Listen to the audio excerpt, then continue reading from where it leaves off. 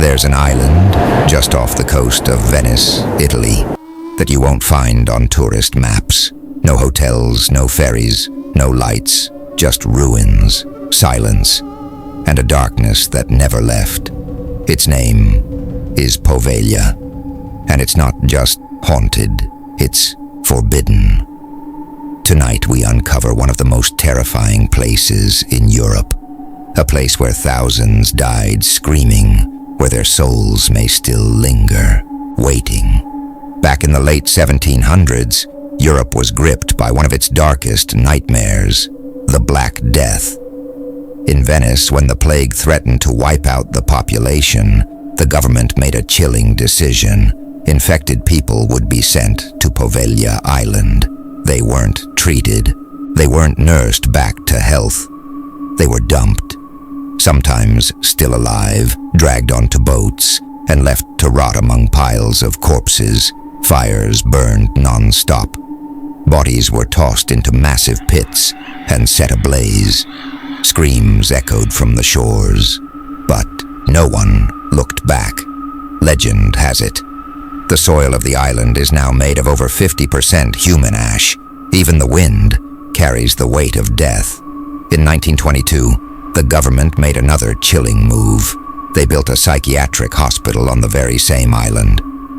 The patients, the mentally ill, the unwanted, the forgotten. But what happened inside was even worse.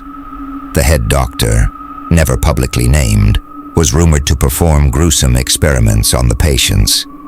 Lobotomies without anesthesia, injections of unknown chemicals, and psychological torture. The hospital, already surrounded by death, became a place of screams in the dark. Patients claimed they were haunted, followed by shadows, whispers, cold hands in the night. Eventually, even the doctor went mad. One night, he climbed the bell tower, screaming about spirits, begging them to leave him alone. And then, he jumped. But here's the most terrifying part. He didn't die immediately. According to a nurse who witnessed it, something or someone dragged his broken body away into the dark. Fishermen from Venice still avoid the waters around Poveglia. They say the island is cursed. Sometimes, when nets are cast too close, they pull up bones. Locals speak of strange lights on the island at night. A flicker from the old tower, a silhouette in the fog, a woman in white walking along the shore, crying. They say the spirits never left. Over the years, brave paranormal investigators have attempted to explore Poveglia.